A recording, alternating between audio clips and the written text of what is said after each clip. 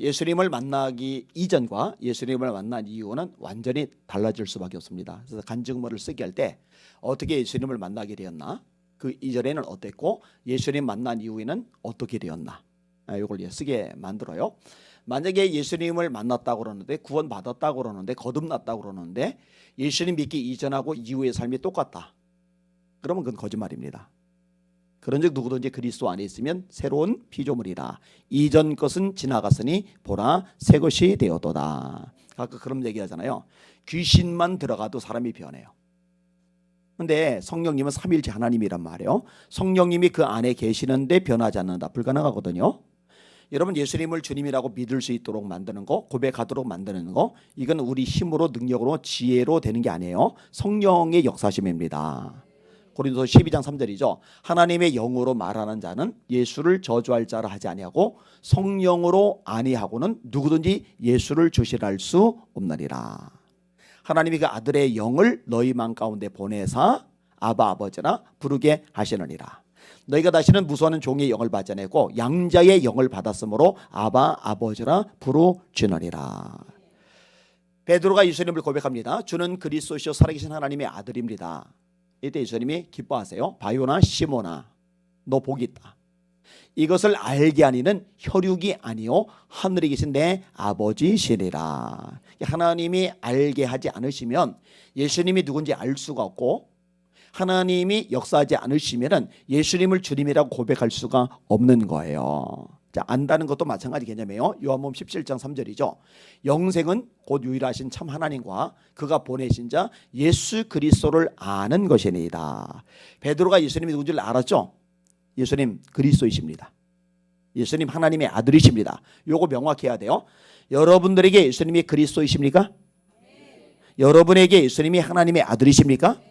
요한복음 23, 31절이죠. 오직 이것을 기록함은 너희로 예수께서 하나님의 아들 그리스도, 하나님의 아들 그리스도이심을 믿게 하려 하며 너희로 믿고 그 이름을 힘입어 영생을 얻게 하려는 것이라. 예수님이 하나님의 아들이라는 걸 믿어야 되고 예수님이 그리스도라는 걸 믿어야 돼요. 그래야 영생을 얻는단 말이죠. 근데 이걸 가능하게 하시는 분이 누구냐? 하나님. 다르게 말하면 누구냐? 성령님. 성령님이 우리 안에 내주하실 때 비로소 예수님이 누군지 알고 고백하고 믿고 구원받게 되는 줄 깨달으시길 바랍니다. 자, 다시 원점. 귀신만 들어가도 사람이 변하는데 귀신 따위와 비교한 데는 삼일체 성령님께서 우리 안에 들어와 계시는데 변하지 않는다. 큰 있을 수가 없는 거예요. 말이 안 되는 거예요. 말이 안 되는 거예요. 오늘 본문에 보니까요, 예수님을 믿었어요. 예수님을 믿고 나서 육체의 남은 때, 이제 남은 인생이죠. 남은 생에, 이 남은 생애를 살아가는 삶의 방식이 이전과 완전히 달라져요. 자, 어떻게 달라지느냐? 우선은 사람의 정욕을 따르지 않게 된다는 거예요. 따르지 않는 것, 사람의 정욕. 다시요, 따르지 않는 것, 사람의 정욕. 그 후로는 다시 사람의 정욕을 따르지 아니하고, 그 사람의 정욕이 무엇인지를 오늘 본문 3절에 언급을 명확하게 해줘요. 첫 번째로 음란과 정욕이다. 이 성적인 부도덕이죠. 이 당시 문화권은 로마 문화권입니다. 그리고 이 로마 문화권이 있지만은 그리스의 영향력도 강해요. 그래서 사도행전 16장에 바울과 실라가 16장이 아닙니다. 헷갈렸어요. 바울과 실라가 갑자기 장자를 헷갈렸는데, 안진뱅이를 일으켰을 때 제우스 신의 제사장과 헤르메스 신의 제사장이 와요. 그리고 제사를 드리려고 그래요. 로마 시대인데 무슨 얘기냐? 이 그리스 문화의 영향력을 그대로 받고 있다는 겁니다. 그런데요, 뭐 최고의 신 제우스, 와이프 신 뭐 헤라, 바다의 신 뭐 포세이돈, 음부의 신 하데스, 뭐 태양신 아폴론, 미의 신 아르테미스, 뭐 지혜의 신 아테네, 뭐 대장장이신 헤파이토스, 그리고 아까 말한 이 심부름하는 전령의 신 헤르메스, 이렇게 수많은 신들이 있는데요, 하나같이 음탕합니다. 아주 음란해요. 너저분해요. 이 문화가 그대로 로마를 잠시 있게 들어갔고요, 이 로마는요 역사상 전무후무할 정도로 음란합니다. 그게 이제 보편적인 거예요. 그게 아무렇지도 않은 거예요. 그게 당연한 거예요. 근데 이게 당연한 것이 뭐냐? 사람의 정욕을 따라 사는 거거든요. 너희는 이제는 그렇게 살지 않는다. 사람의 정욕을 따라 살지 않는다. 그 얘기를 끄집어내는 거예요. 두 번째 나오는 항목이 뭐냐? 술 취함과 방탕과 향락입니다. 사실 이 술 취함과 방탕, 향락 세 가지는 세트로 묶여져 있어요. 그래서 제가 이제 같이 묶어서 이야기를 끄집어낸 겁니다. 술에 취하면 사람이 방탕하게 되어 있습니다. 그리고 향락을 쫓아가게 되어 있습니다. 정상적인 판단 능력이 상실되어 절제가 안 됩니다. 원초적인 본능에 휩쓸리게 만드는 게 술이거든요. 술. 그래서 이게 이방인의 모습이에요. 이방인의 모습. 오늘 본문의 다른 편에 의하면 이방인의 뜻, 이방인의 뜻, 하나님의 뜻과 대비되는 이방인의 뜻, 그것을 따라가는 모습이 술 취함과 방탕함과 향락입니다. 여러분, 우리 대한민국은요 완전히 술만 합니다. 대학생들이요 얼마나 술을 퍼마시는지 몰라요. 마치 고3 때까지 너무 억눌렸으니 이제는 마음껏 발산해야 돼. 그게 마치 특권이라도 되느냐. 대학 축제들마다 얼마나 퍼마시는지, 그리고 선배들이 후배들에게 얼마나 술을 퍼먹이는지, 이것 때문에 사람들이 사망을 해요. 젊은 애들 사망을 해요. 그 부모 입장에서는요 멘붕이죠. 멘붕. 기껏 공부시켜서 대학 보냈더니 술 퍼먹다가 죽어버리는 거예요. 그리고 이 술로 인한 사건 사고들이 얼마나 많이 일어났는지 몰라요. 그럼 대학생들만 그러냐? 아니요. 문화가 그래요. 사회가 그래요. 여러분, 대한민국 밤문화는요 상상을 초월합니다. 정말 많이들 마셔요. 여자들도 술 잘 마십니다. 혹시 소주 한 2병 정도 거뜬하신 분 아멘. 소주 2병 거뜬한 분이 새벽 예배 나올 일은 없겠죠. 영천한 고사님 3잔? 3병? 1잔도 못합니까? 1잔 해보셨나 보다. 못한다 보니까. 예전에. 좋습니다. 그 다음에 세 번째 언급되는 게 뭐냐면 무법한 우상숭배라고 되어 있어요. 무법한 우상숭배. 뭐 1차적으로는요 사람이 만든 우상단지죠. 구약에는 다곤이 있어요. 블레셋의 신이죠. 그 다음에 몰렉이 있어요. 그 다음에 밀곰이 있어요. 가장 유명한 건 바알과 아사라, 가나안 땅의 신이죠. 풍요의 신. 이런 수많은 신들. 그 다음에 신약에는 아까 말했듯이 제우스 신을 포함해서 온갖 잡동사니 신들. 근데 이제 그 차원만이 아니죠. 탐심은 곧 우상숭배니라. 바울 사도의 표현에도 나오죠. 하나님과 재물을 겸하여 섬길 수 없느니라. 예수님의 말씀 속에서 나오죠. 물질이 하나님보다 앞서면은 그게 우상숭배가 되는 거예요. 자식이 하나님보다 앞서면은 우상숭배가 되는 거예요. 예수님이 아무든지 나를 따라오거든 부모와 형제와 처자와 및 자기 목숨까지 미워해야 된다. 이렇게 하지 않으면은 누구든지 나의 제자가 되지 못한다. 이게 비교급이라고 말씀드렸어요. 예수님보다 부모를 덜 사랑해야 되고 처자식을 덜 사랑해야 되고 형제자매를 덜 사랑해야 된다. 다시 말해 예수님을 가장 사랑해야 된다. 그게 제자됨의 요건이다라고 말씀한 거예요. 뭐 남편 아내는 아니라고 그랬죠. 남편 아내는 사실은 예수님보다 더 사랑할 수가 없어요. 그런데 이제 자식은 그렇단 말이에요. 자식은요. 이 자식이 우상이 되는 거예요. 근데 하여튼 이 모든 종류의 우상숭배를 언급을 하면서 앞부분에 뭘 붙이느냐? 무법한 우상숭배. 무법한 우상숭배. 하나님의 법을 정면으로 어기는 거예요. 하나님 자리에 피조물을 두는 것이죠. 로마서 1장에 보면은요 온갖 죄들의 종목이 나와요. 그들이 마음에 하나님 두기를 싫어하며 그들 그 상실한 마음대로 내어버려도사 합당치 못한 일을 하게 하셨으니.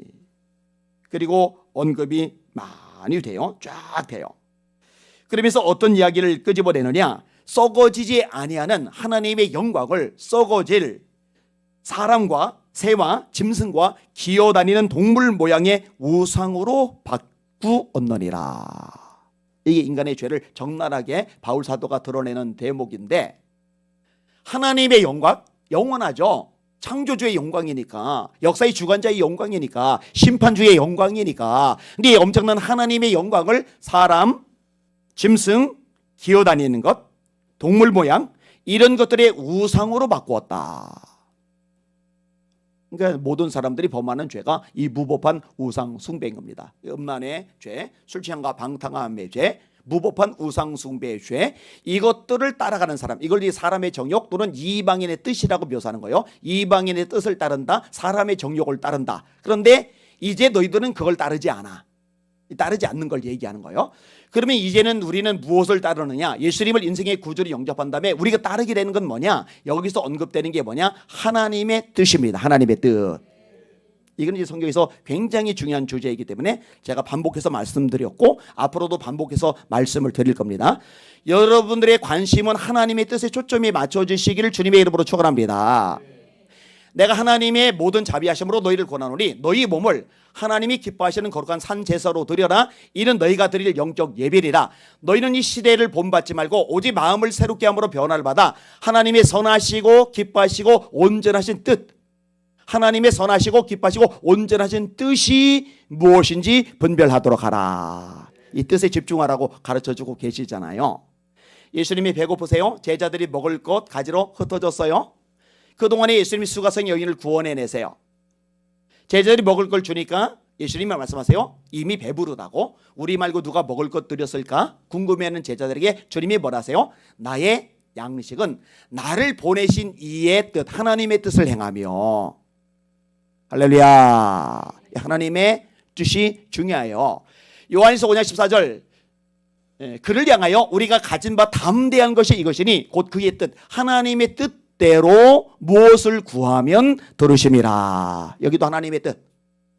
요한일서 2장 15절 이하, 이 세상이나 세상에 있는 것들을 사랑하지 말라. 누구든지 세상을 사랑하면 아버지의 사랑이 그 속에 있지 아니하니 이는 세상에 있는 모든 것이 육신의 정욕과 안목의 정욕과 이생의 사랑이니 다 아버지께로부터 온 것이 아니요 세상으로부터 온 것이라. 이 세상도 그 정욕도 다 지나가되 오직 하나님의 뜻, 또 나와요. 하나님의 뜻을 행하는 사람은 영원히 거하느니라. 너희들 하나님 뜻에 집중해.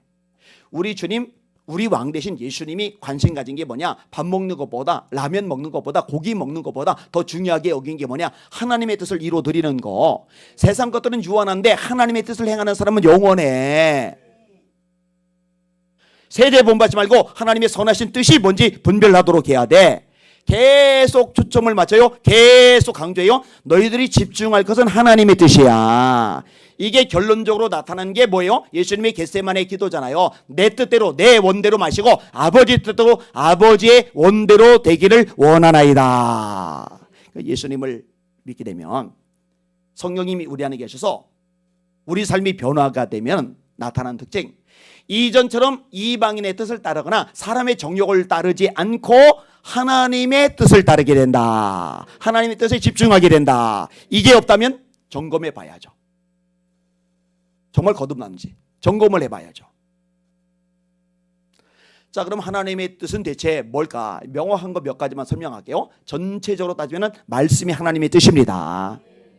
자, 압축하면은 몇 가지 강조하시는 것들이 있어요. 데살로니가서 4장 3절에 하나님의 뜻은 이것이니 너희의 거룩함이라.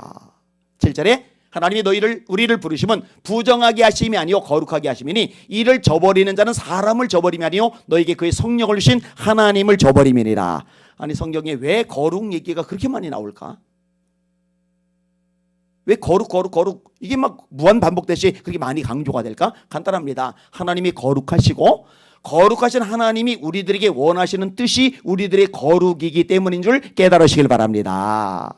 오직 너희를 부르신 거룩한 자처럼 너희도 모든 행실에 거룩한 자가 되라. 기록되었으되 내가 거룩하니 너희도 거룩할지어다 하셨나니라. 이렇게 명확한 하나님의 뜻이 있단 말이에요. 자, 그 다음에 하나님의 뜻으로 명확한 게 또 뭐가 있어요? 여러분이 잘하는 거, 그죠? 이게 나왔죠. 항상 기뻐하라, 쉬지 말고 기도하라, 범사에 감사하라.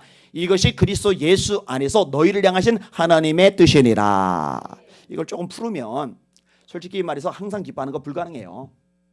범사에 감사하는 거 불가능해요. 사람 보면 불가능하고요. 환경 보면 불가능하고요. 문제 보면, 사건 보면, 장애인을 보면, 세상 돌아가는 상황 보면은 불가능합니다.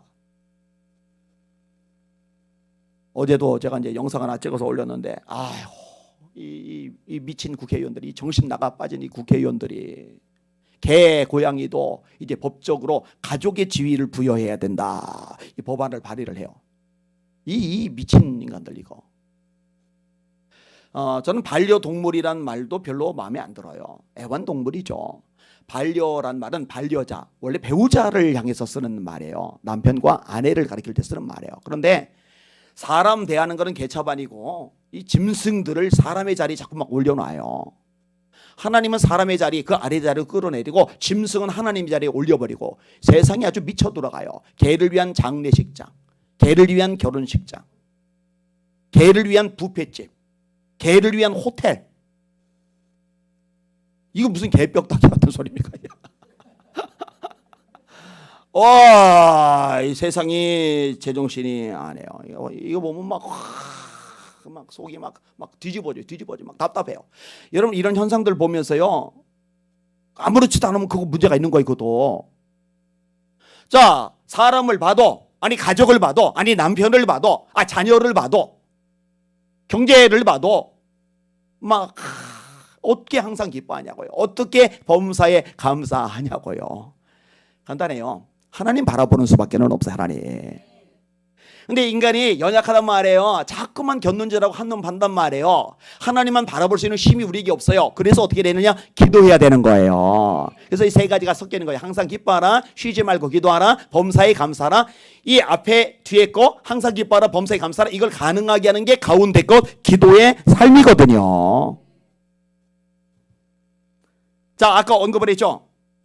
예수님, 하나님이 또 명확하게 말씀하셨죠. 한 영혼, 천하보다 귀한 한 영혼을 건져내며 살아가는 것, 이게 하나님의 뜻입니다. 주님의 지상 명령하고 맞닥뜨리죠. 남전도회가 왜 존재하냐고요. 전도하라고. 여전도회가 왜 존재하냐고요. 전도하라고. 학생회가 왜 존재하냐고요. 전도하라고. 교회학교는 전도하라고. 청년회는 전도하라고. 교회가 왜 있어야 되는데요. 유람선이 아니라니까요. 구조선이라니까요. 죽을 영혼, 지옥 갈 영혼 살려내라고. 예수 전하라고.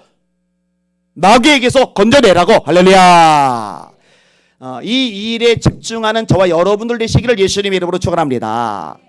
새로운 피조물 얘기가 고린도서 5장 17절인데 그 뒷부분에 가면은 하나님이 우리에게 화목하게 하는 직책을 주셨다. 새로운 피조물이기 때문에. 그 다음에 화목하게 하는 말씀을 부탁하셨다. 이게 전도하고 연결이 되는 겁니다. 우리가 전도해서 그 사람들이 예수님을 믿어요. 예수님을 그리스도로 하나님의 아들로 믿고 고백하게 돼요. 그러면은 하나님과 원수되었던 그들이 하나님과 화목된 관계가 되는 거예요. 이 역할을 하는 게 저와 여러분의 존재 목적입니다. 화목하게 하는 직책, 화목하게 하는 말씀을 부탁하셨느니라. 이렇게 명확한 하나님의 뜻 먼저 순종하신 저와 여러분을 내시고 하나님의 뜻을 통과하는 이 말씀을 알고 이 말씀에 순종하는 저와 여러분의 삶이 되시기를 예수님의 이름으로 축원합니다. 말씀을 정리합니다. 구원받았다. 천국의 소망을 가졌다. 그런데 세상 사는 거 똑같아요. 전혀 차이가 없어요. 변화가 없어요. 그런 거 구원받은 거 아닙니다. 그건 불가능하다니까요. 이전에는 사람의 정욕을 따라 살았어요. 이방인의 뜻을 따라 살았어요. 그런데 이제는 하나님의 뜻을 따라 살아요. 이게 중요한 특징 중에 하나입니다. 하나님, 강단마다 말씀이 바로 선포되게 하여 주시옵소서. 자기의 영적인 상태를 제대로 분별하게 하여 주시옵소서. 그리고 거듭나게 하여 주시옵소서. 회개에 합당한 열매를 맺게 하여 주시옵소서. 너무 중요한 기도 제목일 것입니다. 우리 찬양 같이 하나 하고 기도하겠습니다. 268장.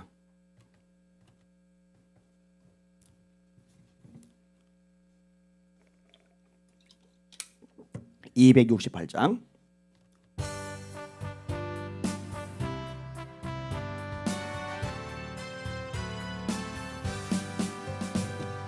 죄에서 자유를 얻게 함은 보혈의 능력 주의 보혈 시험을 이기고 승리하니 참 놀라운 능력이로다. 주의 보혈 능력 있도다. 주의 피 믿으오. 주의 보혈 그 어린 양의 매우 귀중한 피로다. 육체의 정욕을 이기림은 보혈의 능력 주의 보혈 정결한 마음을 얻게 하니 참 놀라운 능력이로다. 주의 보혈 능력 있도다. 주의 피 믿으오. 주의 보혈 그 어린 양의 매우 귀중한 피로다. 눈보다 너에게 맑히는 것 보혈의 능력. 주의 보혈 정한 모든 것 맑히시니 참 놀라운 능력이로다. 주의 보혈 능력 있도다. 주의 피 믿으오.